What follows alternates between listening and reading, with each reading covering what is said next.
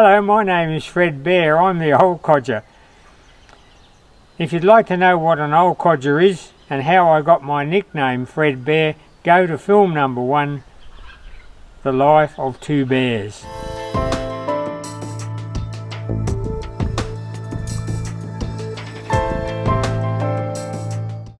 And now to this film, in which I will show a few nostalgic images of Tasmania, and the reason for this is because we initially intended to go to Tasmania and I thought Tassie should get a mention.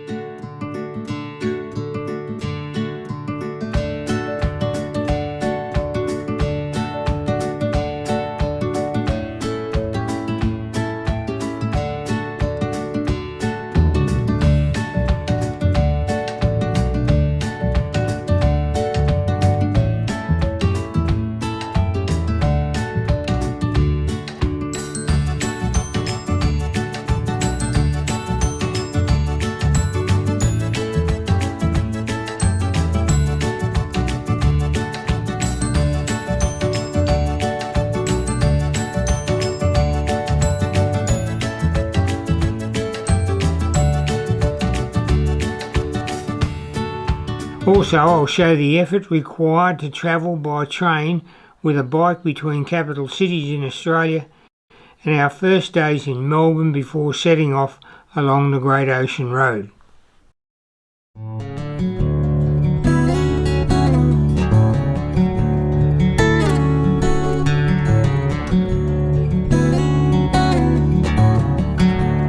On this bike touring trip, we are sticking to the mainland. We thought we needed to go to new country. Not wanting to ride bikes all the way to Melbourne from Tamworth, it's around 1200 kilometres, we decided to send our bikes to Melbourne by a freight company, and that meant putting them in boxes and placing them on a pallet. It should be noted that I have converted our bikes to e-bikes. Old codgers like me find it's getting harder to push up long 20% grades these days, so a little help is advantageous. Of course, you must pedal if you want to conserve battery power, because you never know when your next battery charging point will be. The most positive aspects of electric assist is getting away quick from a standing start, such as at traffic lights. It's virtually impossible to travel on trains with bikes between major cities in Australia, unless you are prepared to place them in a cardboard box. The Rail Authority in New South Wales, the state in which we live, require the box to weigh no more than 20 kilograms, which is impossible, as the weight of the bike, the box and the camping gear, although lightweight, adds to more than 20 kilograms. After many weeks of preparation, departure time came, and we boarded the train in Tamworth with the intention of spending a couple of days in Sydney before taking the day train to Melbourne. There are several features between Tamworth and Sydney worthy of a mention, and the first is the Werris Creek Railway Station. The Werris Creek Station, just south of Tamworth, is old world and attracts train buffs.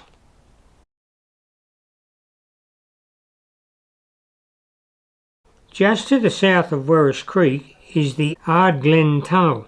It passes through the Liverpool Ranges, and in steam train days, a little way before the tunnel, the fireman and the driver put on respirators before going through, as smoke from the engines made the atmosphere in the tunnel unbreathable. The Liverpool Ranges, through which the Ardglen Tunnel passes, has a fascinating history, and it goes back 60 million years when the ranges were much higher than they are today. They formed a natural dam wall, and behind the wall, water backed up hundreds of kilometres into Queensland. At one point the range collapsed, and there is a theory that sand-laden water swept down to Sydney, forming a big part of the Sydney sandstones. Sandstone is not hard wearing like granite or basalt.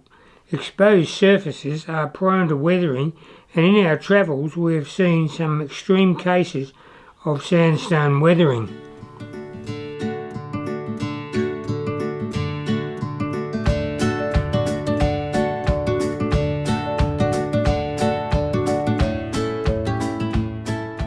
The next feature of the train ride to Sydney is where the rail line passes through the Hawkesbury River region.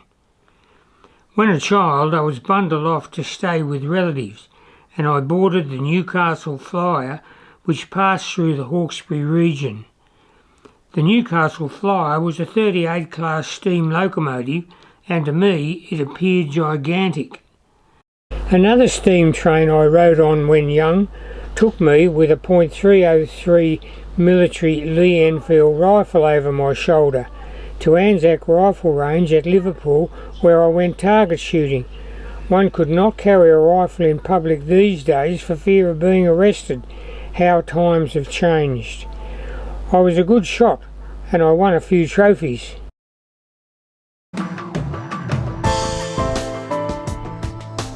Today, the Ted mentioned in the credits of these films, drove us across Sydney to Bev's sister-in-law, where we intended staying before catching the train to Melbourne. Bev's sister-in-law lives in an apartment overlooking Cockatoo Island, an island with a long history.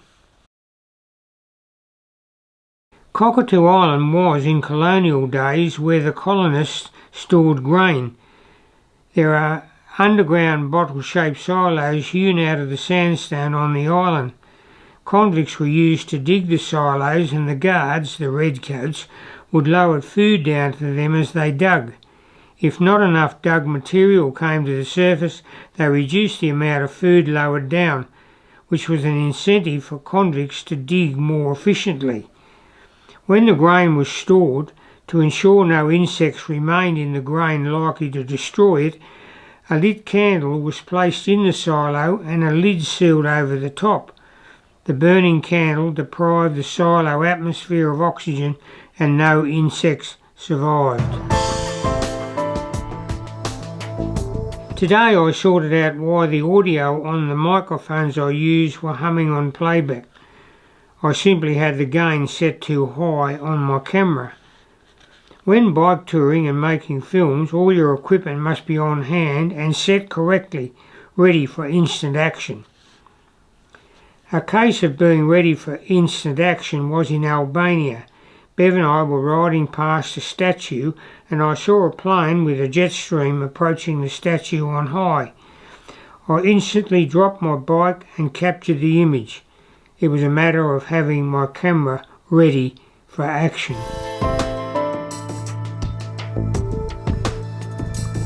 Because the day was cooler, we went to the suburb of La Perouse on the foreshores of Botany Bay. We went there to check out some of my childhood haunts. I used to go there with my parents to La Perouse fishing, and we travelled to our favourite fishing spot in my father's Morris 840 doorless ute. It had no doors as they were an optional extra and he couldn't afford to pay for them. La Perouse was named after the French explorer La Perouse, who arrived there a few days after the first fleet from England arrived in 1788. La Perouse landed near Bear Island, an island close to where we fished. La Perouse anchored in Botany Bay to regroup, following an attack on his vessel in Samoa. The ship's priest was wounded in Samoa and subsequently died upon reaching Australia. The service carried out at his funeral was the first Catholic service to be carried out on Australian soil. Today I found the exact rock from where I fished so many years ago. I do remember when fishing from the rock, gypsies pestering my father to palm read his hand for a zac. My father would have none of it. A zac was a slang term for sixpence, equal to 5 cents these days. At school we tied a zac in the corner of a handkerchief and whacked kids on the head with it. Other slang terms for money were tray, it was 3 pence, a shilling was a bob or denar, a pound was a quid, and 10 pounds was a brick. I never saw many quids or bricks though. I did see a lot of dinars once though.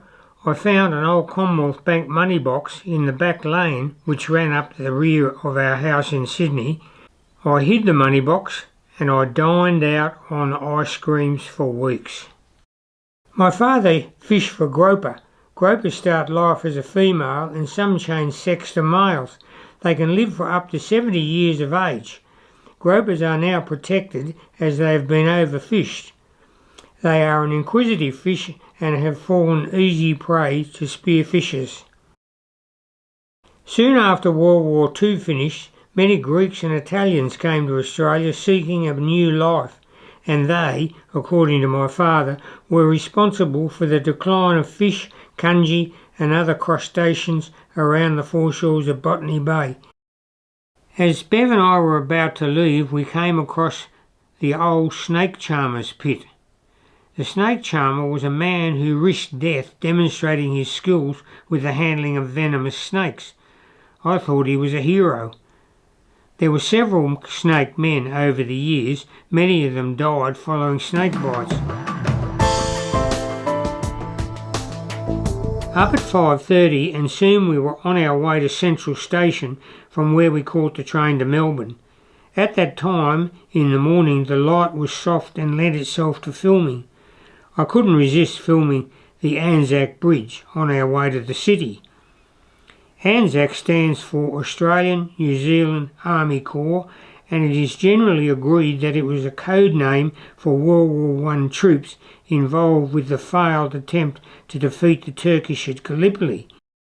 There is no doubt the Anzac Bridge is an engineering masterpiece. When I look at such a construction, I think of the hundreds and thousands of hours that have gone into its design and construction. It's beyond comprehension.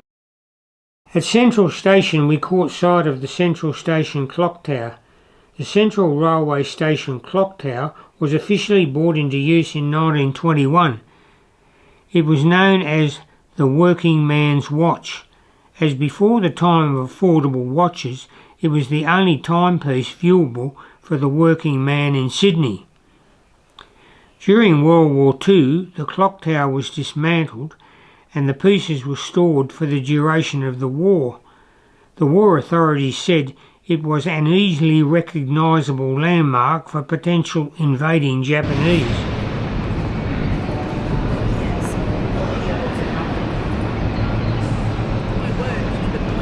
Platform 2. No, do the other, that's a rock.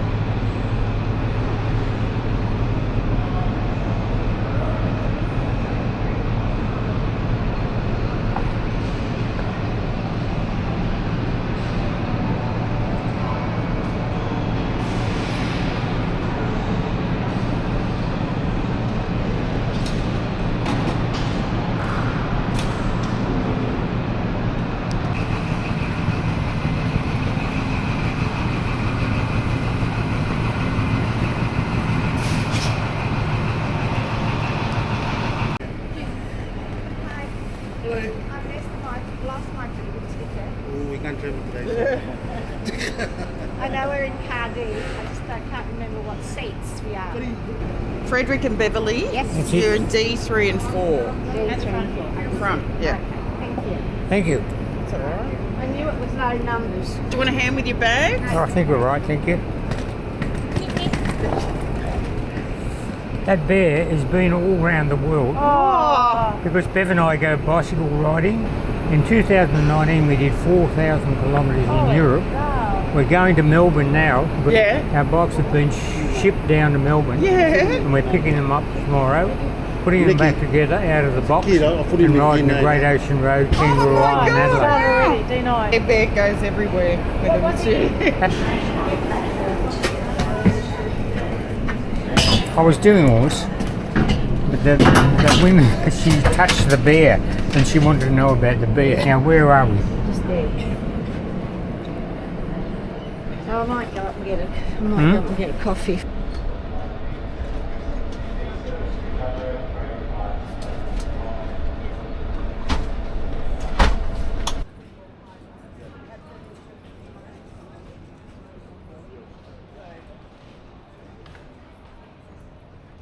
The trip to Melbourne was very pleasant. travelling by train beats driving. The country was very dry though, usually south of the border it's green. The end point of our train trip was at Southern Cross Station. Southern Cross Station has a wave-shaped roof and it holds an award for the most outstanding design outside the EU. Again, like the Anzac Bridge in Sydney, it's an engineering masterpiece and it holds me in awe. Tonight we are staying in a posh hotel in the Melbourne city centre. We don't usually stay in such expensive places, but my nephew, who lives in Melbourne, paid our way, which we were very grateful for.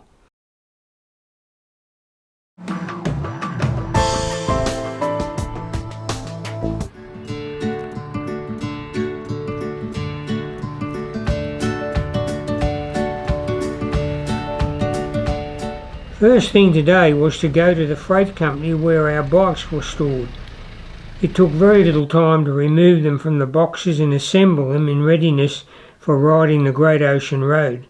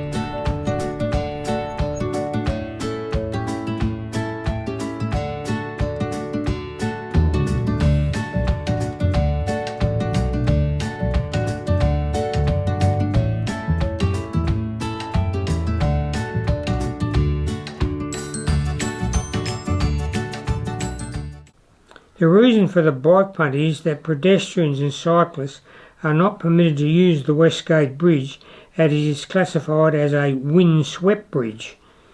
In times of high winds, pedestrians and cyclists could come to grief if they attempted to cross the bridge.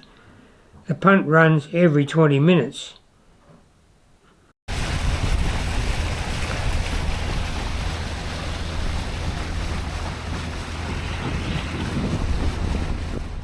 The bridge is, for the bridge enthusiast, a steel box girder cable stayed bridge.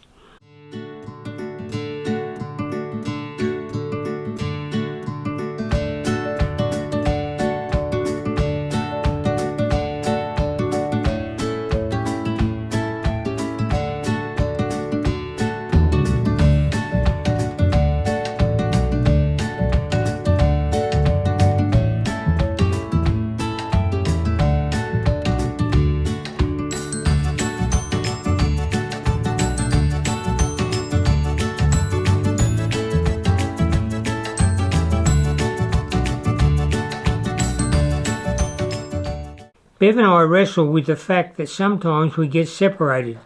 Today, when nearing the hotel, Bev got through a set of amber lights. I missed them and she got ahead. I sped on faster than normal to catch her. If we do get separated, we usually go back to the spot where we last saw each other.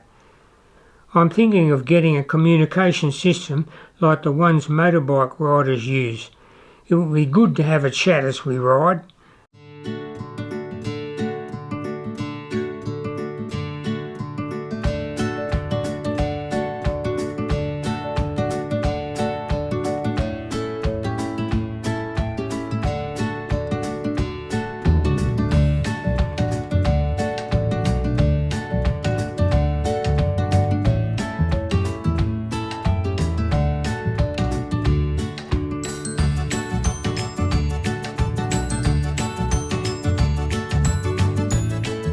Some hotels permit you to take your bikes into your room. Fortunately, the hotel management where we stayed had no objections. We have read where bikes have been stolen from under the noses of staff in supposedly secure places.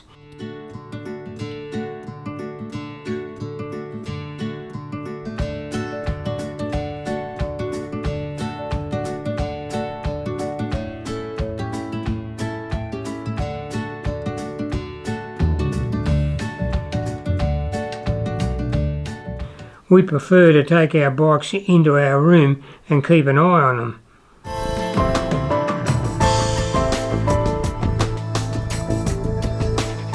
Next to our hotel is a rather stylish apartment block. It's called Banksia, New Quay. Another oddity in Melbourne is the seat, purse. It's made from granite and stainless steel. The purse put me in mind of Kumbel, the man at work in Bratislava, the capital of Slovakia. Bev and I visited there in 2019. The worker is emerging from a manhole in the footpath. Both the purse and the worker could be hazardous if you are not watching where you are walking. This morning we took morning tea next to a barber's shop. Inside the barbers were framed cutthroat razors on show. It was good to see the history of wet shaving on display. Of course, no display would be complete without a barber's pole. The red on a barber's pole signifies the barber also carried out surgery. Blue represented the colour of the veins, and the white the bandages or wrappings after surgery.